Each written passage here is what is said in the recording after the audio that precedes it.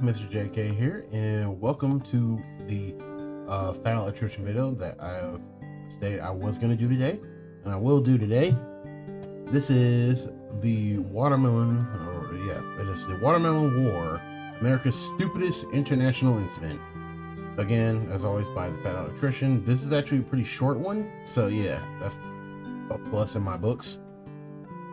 So, as always, the link to the video will be down in the description box below. Without further ado, let's get started in 3, 2, 1. All right, fair warning. This one's gonna get weird. Okay. Today we're talking about the Watermelon War, that time that America and Panama had an international incident over a slice of watermelon. It's interesting because there have been plenty of wars that have been started throughout the world over less, or something almost just as equally as dumb, I'm pretty sure, from human history. Sometimes the most absurd things in life are sometimes the ones that often happen. Or there was a saying that sometimes life can be a little absurd, and this is one of those cases. Which, it kind of sounds weird, but historically speaking, it's really not. I mean, Mexico and France almost went to war over a pastry. America and Great Britain almost went to war. This is what I was talking about. A third time over a pig on an island off the coast of Canada. And then there was that one time that Honduras and El Salvador almost went to war over soccer. So, I mean, war is weird. And to be fair, while it is called the Watermelon War, it was more of a riot, but it's kind of called the war because it had such a historical impact on the world. It's crazy. Basically what happened was a drunk American got in a fight with a Panamanian street vendor over a single slice of watermelon. Not even a whole watermelon. Just one slice of watermelon, and that created a ripple effect through time that resulted with America creating the Panama Canal, okay? I was like, in my head, I was thinking, as this was going on, wouldn't it be nuts if this whole thing led to us making the Panama Canal, or led to the whole Panama Canal thing, and lo and behold, my mindset was absolutely correct. I'm going to say that a little bit slower if you're not picking up what I'm putting down. A drunk American got in an altercation over a slice of watermelon with a Panamanian street vendor, and then it resulted in America cutting the entire continent in half. And I'm going to explain everything right after word from our sponsor. This video is brought to you by Element. The creation of the Panama Canal. What the? Okay, look, we've been through this before. They've already sponsored the channel 10 times. They're going to keep sponsoring the channel, mostly because I keep wanting to work with them. Also, if you want to skip ahead, you can, but I'm going to keep going through it because he deserves it. Because I actually like this shit. Okay, it's a super simple, straightforward product. It's just electrolyte mix, okay? I don't know how it works. Oh, yeah, so basically it's like Gatorade, except there's no sugar and there's not a bunch of artificial food dye. I don't know why it works. All I know is I drink it once a day, my piss is clear, and I don't have headaches. And then if I'm working out, being fat and sweaty, sometimes I'll have 2, maybe even 3 a day, whatever the situation calls for. They just come in these little drink sticks, throw them in your bag, drink them whenever you need them. It's fantastic. Like I said, they don't have a bunch of sugar like Gatorade and all the other stuff. Despite that, they actually taste good somehow. I really like the lemonade and the raspberry and the chocolate ones. If you mix the chocolate ones with hot water, it's like hot chocolate. It's really good. I'll actually read all the ingredients for you right now. Salt, citric acid, magnesium, potassium, natural flavors, stevia extract, the end, manufactured in the USA. And if you're like super ultra health minded and you don't want the stevia extract, they have a raw version where it just tastes like salt. You mix it with your water and then it tastes like salt water. But hey, your piss is gonna be clear and you won't have headaches. You do you. So if you want to give Element a try, head over to drinklmnt.com/fatelectrician. I'll have that link down below and you're gonna get a free sample pack with every order. Let's get back to the video. All right, our story begins in the 1840s, and at this point in time, Panama is not a sovereign nation like it is today. Panama is owned by basically what amounts to today Colombia, and the two countries together are known as New Granada. And Panama, in particular, is very important at this point in time. Oh, God damn it. As soon as you said Granada, my mind immediately went to this clip from like a Van House Gaming video where they're playing prop hunt, and Marcel just yelled, "Esto Granada!" For anyone who has seen that video, you get a thumbs up if you tell me in the comment section below if you know exactly what time in the video that came from and exactly what moment and who he was about to kill or who he was attempting to kill. well as today because the Panamanian Isthmus, it's only like 46, 47 miles to cross from the Atlantic to the Pacific Ocean. And it seems counterintuitive, but even though the Panama Canal doesn't exist yet, it's still the fastest way to get from the east coast of the United States of America to the west coast. The reason for that is you have two options if you want to go from like New York to San Francisco, right? You can A, get in a covered wagon, and then you can drive your covered wagon all the way across the United States of America through cowboy country where bandits are trying to rob you, through Indian territory where Native Americans are rolling up on horseback shooting. Yeah, I imagine it's like, so effectively the old West, where tensions with the Americans and the Native Americans was at an all-time high.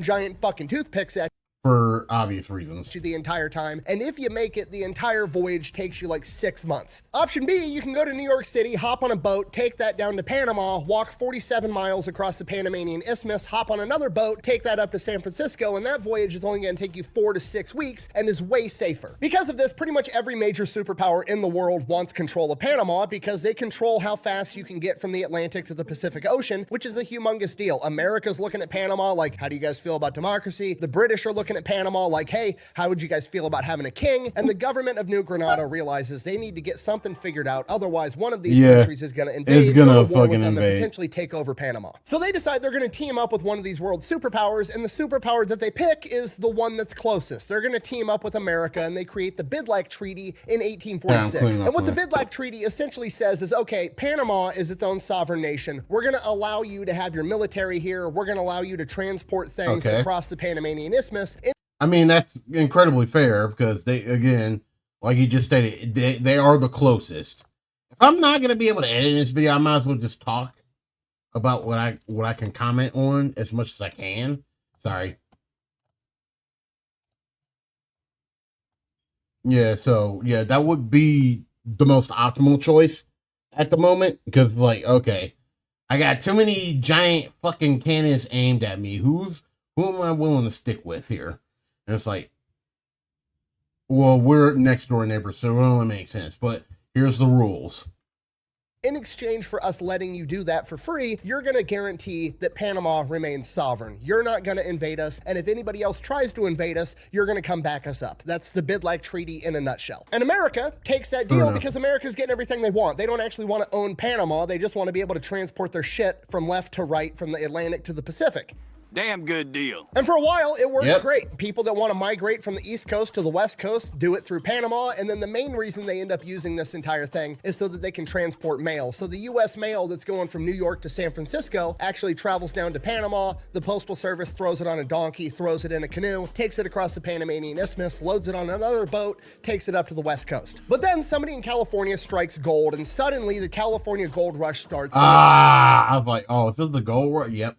Traffic going through the Panamanian Isthmus to get up to California explodes exponentially. Now there's tens of thousands of people making this voyage so they can go up to California and try their luck at panning for gold. Then somebody gets a bright idea. Hey, we've got thousands of people that want to get transported 40 miles across this Panamanian Isthmus as fast as possible so they can get up to California. If we make it faster for them, we could probably make a lot of money. So they start building a railroad. Now, okay, that's smart. That's a smart idea. Instead of having to trek 47 miles across some donkey path, you're just going to be able to board a train, drive it 47 miles, hop on a boat, you're good to go. So they start building this railroad. They employ a ton of local Panamanians to build the railroad for them, and it's a humongous boost to the Panamanian economy. That's where everybody's making all of their money. It's going great. Then to support the railroad, there's all kinds of other businesses coming in. They're throwing up hotels, they're throwing up bars, they're throwing up casinos. Makes so people sense. have stuff to do in that. Yeah, true, because, like, why not capitalize on it, right?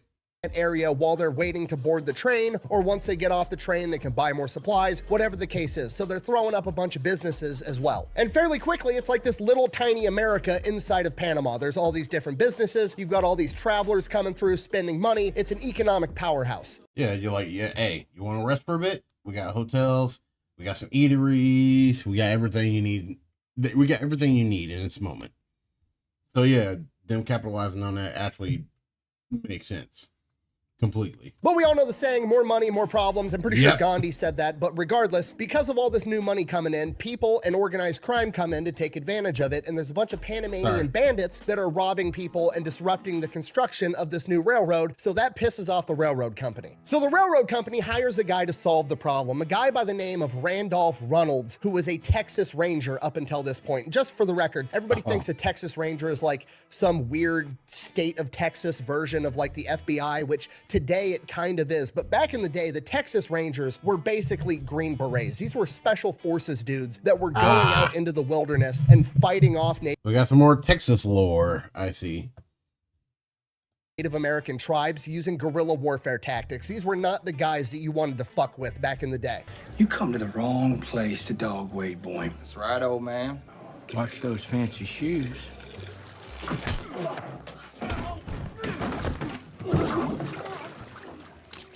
It's a real mess you get at point blank, but I'm happy to do it for you. So Randolph Runnels and his boys come in and they start capturing and killing all of the bandits. So much so that the locals end up Fucking Woody Harrelson referring to him as El Verdugo, the hangman, and everybody's absolutely terrified of him. He's notorious. And that pretty much puts a kibosh to all of the bandits. And then the railroad gets finished and all of the local Panamanians that were building the railroad get laid off and basically get told, okay, thanks for building our shit, now fuck off. So now the railroad's making a ton of money. Okay. All these local businesses supporting the railroad that are also owned by Americans, bars, saloons, the whole 9 yards, they're all raking in a bunch of money as well. And the Panamanian locals have just kind of been kicked to the curb. There's like this little America that they're no longer allowed in. They can't afford the property there. They can't live near it. They're no longer reaping any economic benefits of it. And because of this, there's a lot of resentment from the locals towards this new American business, which, to be fair, completely understandable. They built the True, because like, bro, you build it on our property. Why the fuck are we not getting a piece of this pie? Fucking railroad, and now they're not benefiting from it at all. And to be fair, I have no historical evidence to back this next part up. This is me assuming a couple of things, but I'm gonna go ahead and assume that the Americans that were coming through and traveling weren't super respectful of the local Panamanians, because you gotta realize the Americans that are coming, these are all people that are like, okay, we have like cobblestone streets and streetlights in a modern society in New York City. I'm gonna risk all of that. I'm gonna move out to the wilderness in California and risk my entire existence on my ability to dig up a shiny fucking rock. Okay, these are not risk-adverse people. These are people that are willing to gamble at all. So I'm assuming when they show up, they're not being respectful of the local population, and I would assume that makes it 10 times worse. Okay, I mean, I wouldn't put it past them either. Like, despite him saying that, like, this is just his thoughts on it. Like, I would probably come to the same conclusions. I don't like it when people come into my small town and increase the wait time at the local restaurant. I definitely don't like it when they're being drunk assholes about it the entire time. That's just common sense. So that's what's going on in the background leading up to the Watermelon War. Then on April 15th, 1856, a bunch of Americans get in from the boat. They're waiting on the train to come pick them up. They've got a layover. One of these Americans is named John Oliver. Here's an artist rendition of what I believe he looks like. Fucking Brandon's face. That's funny as fuck. John Oliver, like most Americans, determines, okay, I got to sit here for a couple of hours waiting on this train to come pick me up. I'm going to the bar so I can get hammered. So him and his boys go out to the bar. They start drinking. They get absolutely obliterated. And it just turns into the movie The Hangover. They start bar hopping from bar to bar. And as they keep hopping from bar to bar, they keep getting further and further away from the train station. And the further away from the train station you go, the more and more it starts to look less like America and more like Panama. We don't have no beer. Just tequila. What's tequila? Yeah, it's like beer. If it's like beer, we'll have some. 3 tequilas. Oh, that's Three Amigos? This is Three Amigos?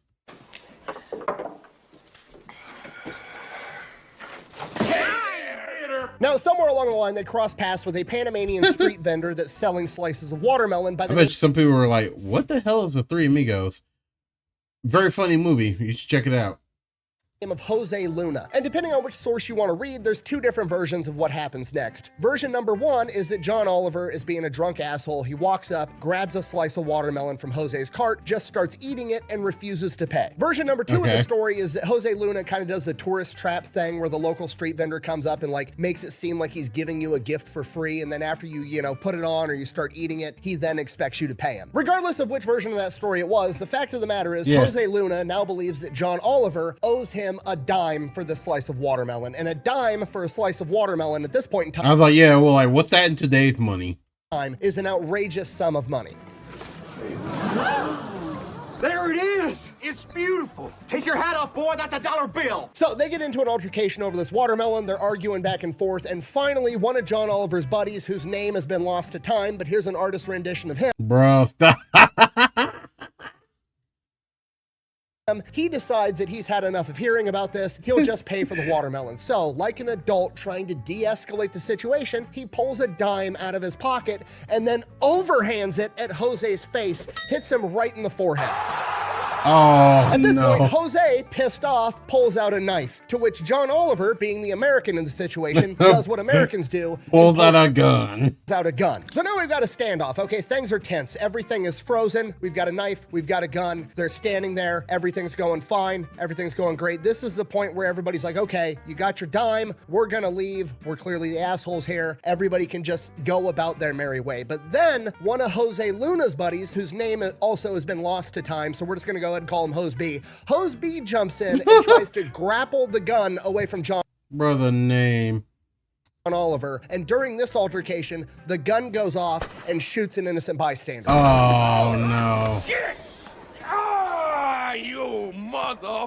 And that's it. It's done. This is the match that lit the powder Yep. keg. We've got like a decade of racial tensions between the locals and the Americans, and an American, whether he did it intentionally or not, just shot a Panamanian. Yeah. And within a minute, the entire thing just devolves into a massive riot. Panamanians... Yeah, it just turned into that scene from the Avatar: The Last Airbender, this really in book 3, the Boiling Rock. I think it's the last part where like dude just starts to ride it.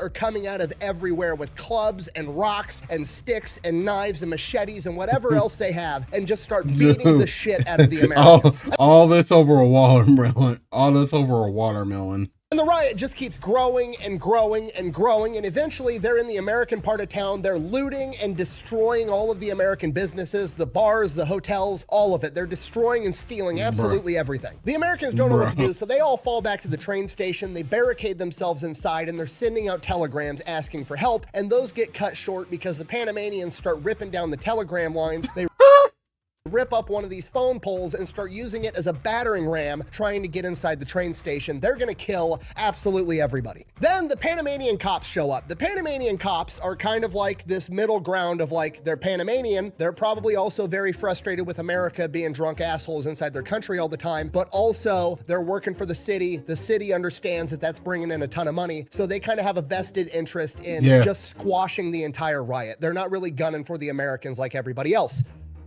Yet. As the Panamanian police are trying to break up Oh, no, don't say yet. this riot, one of the Americans from inside the train station shoots out the window and shoots one of the No, it Panamanian escalates. cops. At which point the Panamanian cops are like, oh, hell no. oh, hell no. So now the cops are on Team Riot, and just as it's starting to look like they're gonna break into this train station and it's gonna be a massacre, a train pulls up. Okay, it wasn't there. Don't know exactly what went down, but in my head, I imagine this train slowly rolling up and just coming rolls up. You see the conductor and everybody else just looks out the window going like, what the hell is this? What is happening? to a stop, and before the doors open, the whole mob has just like stopped, and they're now looking at this train like, Americans just showed up, we're gonna beat their fucking ass. And then the train doors open, and out walks El Verdugo. Fucking Randolph Reynolds and all of his Texas Ranger buddies walk out with guns, aim them at the mob, and Randolph Reynolds says, drop your weapons. At which point the Panamanians drop their machetes, their sticks, their rocks, their clubs, whatever they got, and they just fucking run. They're already scared shitless of this guy. Oh my god. Let's do it to Chuck Norris before Chuck Norris. He's a living, notorious legend. They take off. The riot is over. The smoke clears. 18 Americans have been killed. 2 Panamanians have been killed. A bunch of American businesses are destroyed. They were ripping up the railroad tracks. They ripped down all the telegram lines. It's a complete disaster. But it's not over yet because the American government hears about what happened and they have the typical American government knee-jerk reaction and they send in the Marine Corps. Yes! Oh. Oh no. The crayon eaters are here. That's awesome! The Marines land in Panama No, they just gave them a reason. 3 days after the watermelon riot, which is outrageously fast considering how long it takes for any communication in the 1840s. So the Marine Corps gets there, nothing really happens, they never fire a shot, basically the entire thing is over by this point in time. However, now the government of New Granada That's the real guy. Like, they bet they were frustrated too. is pissed off. They're probably I'm hyperbolic. No, that's not what I meant. I'm basically just like making it up. That America just sent its military into their country. Like, that's an act of war. This is kind of a big deal. So the government of New Granada is like, you can't have your military in our country. To which America pulls the Uno reverse card and they're like, actually we can. We've got the Treaty of Bidlack that says we can have our military here to secure our own affairs, which is exactly what we're doing. To which the government of New Granada is kind of like, shit, they got a point. Okay, fine. The military can be here. Do whatever you got to do, and then get out. America, in typical American fashion, then doubles down and is like, by the way, whether it's our fault or not, whether we started this fight over a slice of watermelon, you guys destroyed a bunch of our stuff, the New Granada government is gonna pay for it. They fold, they agree to pay America $400,000, which is a ridiculous amount of money at this point. Yeah, like in today's money, that'd probably be like a lot. In time as a settlement between the two. And then America triples down and uses this as an excuse to create American military bases on the islands right off the coast of Panama. Wow. So now America has military bases right off the coast of Panama, and they have the diplomatic justification to be able to use their military anytime anything is going on the Panamanian Isthmus that they don't like, which they end up using and deploying the Marines like 15 more times over the course of the next 5 decades. So dear God. now we're in the early 1900s, 1903. America's got a president by the name of Teddy Roosevelt. Uh-oh. Here I come. Oh, here I come. And Teddy Roosevelt decides he wants to build the Panama Canal. He wants to be able to drive his boats right through Panama to go from the Atlantic to the Pacific and vice versa, and that's what he wants. So he goes to the Colombian government. The New Granada government has been renamed to the Colombian government somewhere within the past 50 years. It's the Colombian government now, doesn't matter. So he goes to the Colombian government and asks for a treaty so he can build the Panama Canal, and the Colombian government refuses. Oh. Yeah, makes sense. Oh, no. Oh, which is a bold strategy considering that Teddy Roosevelt's That's a bold strategy.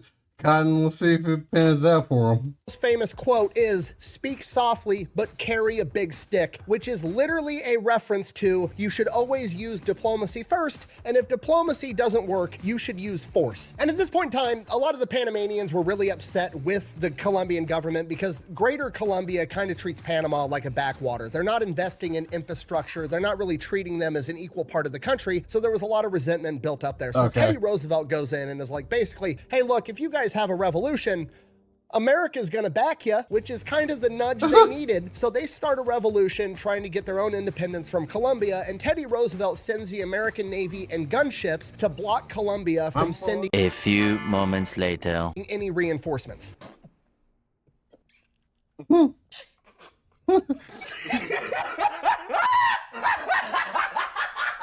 Because of this, Colombia doesn't even really try to stop the revolution. They're not able to send their military in there, and the entire revolution is relatively bloodless and non-violent. And Panama becomes its own sovereign nation, and you're never going to believe this, but the new Panamanian government is willing to sign a treaty to let America construct the Panama Canal. What are the odds of that? What are the odds of that? And there you have it. That is the story of how some dude found gold in California, which led to an American getting drunk in Panama, getting in a fight over a slice of watermelon, which led to Teddy Roosevelt cutting an entire continent in half. The more you know, I guess. Thanks for watching. Best way to support the channel is go buy some merch, maybe pick up some Echelon Energy, go check out Pepperbox. Links for all of those are over at thefatelectrician.com. Quack bang, out.